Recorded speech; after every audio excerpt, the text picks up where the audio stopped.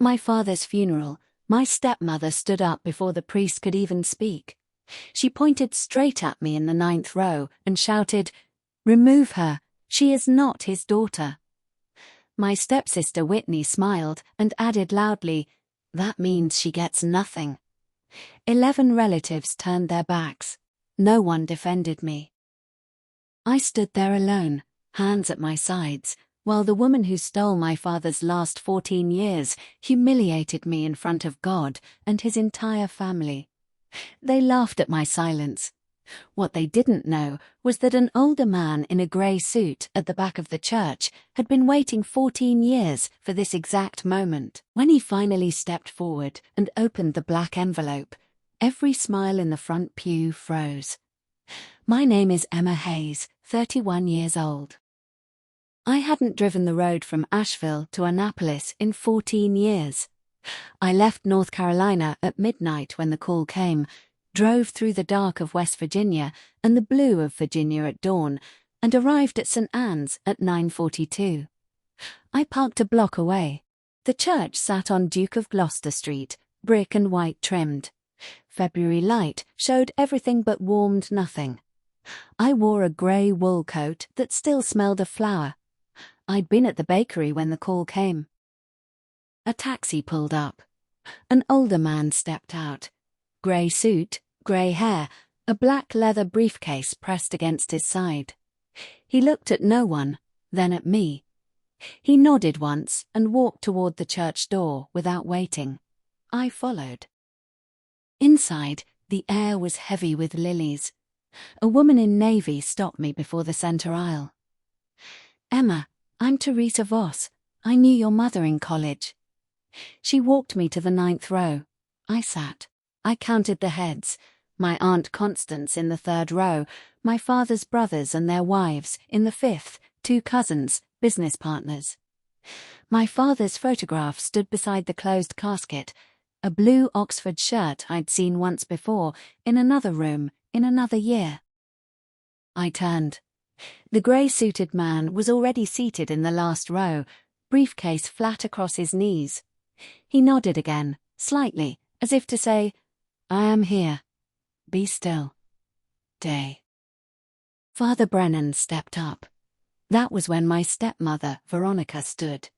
She wore a black Carolina Herrera dress and pressed a handkerchief to her cheek without touching her eyes. "Father Brennan, something must be addressed before we begin." She pointed at me. "Remove her. She is not his daughter. David would not want her here." My stepsister Whitney, in the front pew, smiled and said just loud enough, "That means she gets nothing." Someone laughed, a sound that said which side they'd chosen. 11 relatives turned their backs. I counted them. Constance did not turn. She froze. But the others, uncles, aunts, cousins, 2 business partners, even Teresa, shifted their shoulders into a wall. I didn't stand. I didn't speak. I had stopped expecting anyone to defend me long ago. Let me tell you why. July 2012, 3 weeks after my high school graduation. Veronica held a champagne flute in my father's kitchen. My father stood on the staircase. She leaned in and said, "This little one is never going to be a child of this family. She's just Patricia's keepsake." He heard her. He opened his mouth. She met his eyes, and his mouth closed. I walked out that night with 1 suitcase. I drove to Asheville, worked 2 shifts at a coffee shop, and never looked back. Over the years, I told myself lies. In 2014, my father called. I heard Veronica in the background, cut him off after 11 seconds. No next call. But in 2019, a man in a soft leather jacket, the same grey-suited man, started appearing. He left notes. "Keep going." He left notes. "Keep going." A friend. He left cash when I needed it. He asked once, "Do you ever think about your father?" I said, "He chose another family." He replied, "Maybe he chose you in a way you don't yet know." Now, back in the church, The grey-suited man, Philip Granger, walked down the aisle. He reached the front. "My name is Philip Granger. I was David Hayes's personal accountant for 40 years. He trusted me more than anyone still walking this earth." He paused on the word 14 tast. Veronica's jaw shifted. She thought he meant her marriage. Philip placed a leather briefcase on the table. He took out 3 envelopes. The first, black and flat. He opened it and laid out photographs, one for each of 73 visits to Asheville. November 2012, the drippolator, Emma behind the counter, David in the corner. April 2013, February 2014, row after row until the table was covered. The last, January 9th, 2026, 6 weeks before he died. I walked to the table. I picked up that last photo. On the back, in my father's handwriting, "Daster, visit 73. She asked if I was all right.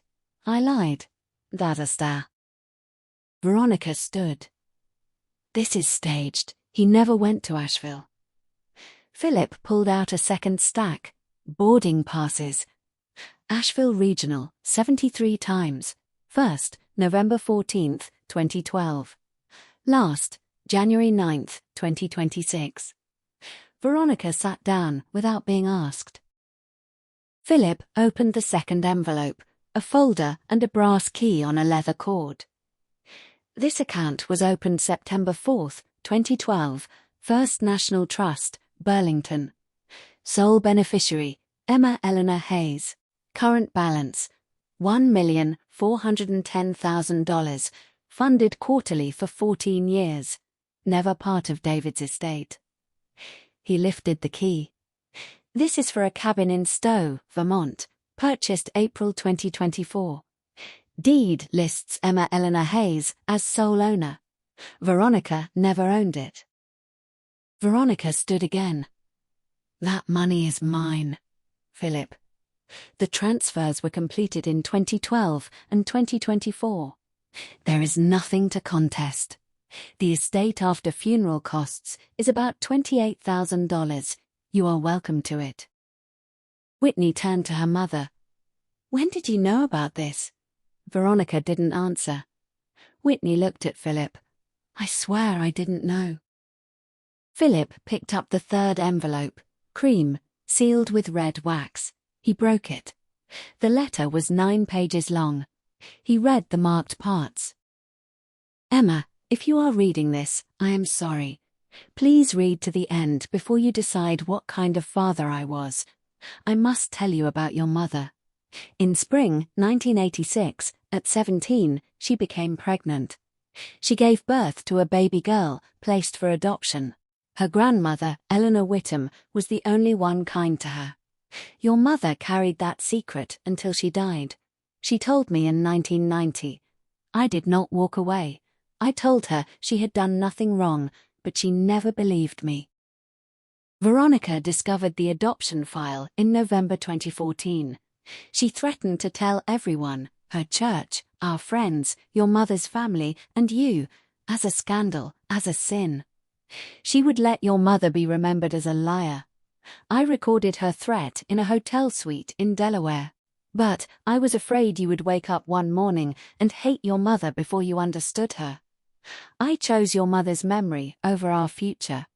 I let Veronica win in ways I could afford, so you would never learn this from a stranger. I do not ask you to forgive me. I ask only, do not let Veronica win twice. She has had 14 years of me. Do not give her one more minute of you. Go to Vermont, bake your bread, live. And if you wish to find your sister, she is your sister. There is an address in the kitchen drawer. The search service has found her. Whether you contact her is yours alone. You have always been enough." Philip folded the letter. The church was silent. Teresa stood first. "I owe you. I believed her. I knew your mother better than that. I'm so sorry." Constance crossed rows and took my hand without speaking. Whitney rose. She walked into the aisle. "You told me she was selfish," she said to Veronica. You told me she stayed away because she was angry about money. You told me she wasn't really family. You told me he gave up on her. He gave up on us because of what you did. Whitney turned to me, opened her mouth, closed it, and walked out. Veronica stood one last time. You won't get away with this. You violated confidentiality. Philip, I retired 8 years ago, and about your privacy, David recorded your conversation in 2014. The recording is mine. He asked me not to play it today. He wanted to give you one last chance to walk out on your own dignity. That was his mercy, Mrs. Hayes. You are choosing how you leave right now. Veronica had no response. I walked down the aisle to the casket. I placed a single white carnation on top, my mother's favorite. I bent close and said softly, I don't understand what you chose, but I can see that you loved me. I walked out. Philip held the door. Whitney stood on the sidewalk crying. I walked past her, but I didn't lock the door behind me. I stayed in Annapolis 2 nights. Philip sent a text. When you're ready, sweet hideaway. I went. He gave me a brown notebook, 73 entries, each one a visit. I opened to June 2019. Emma laughed today while kneading. First time in 7 years. He stayed an extra hour just to watch her work. I cried in my car on the highway. In early April, I went to the cabin in Vermont. The kitchen was built to match my working height. My father had measured.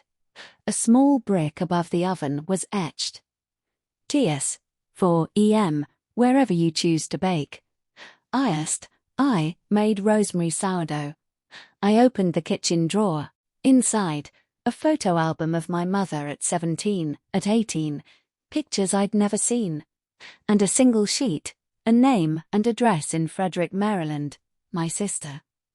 I folded it and put it back. My phone buzzed. Whitney, I don't know what to say. I'm sorry I was silent, I typed back. The door isn't locked. Dazda. I cut 2 slices of bread.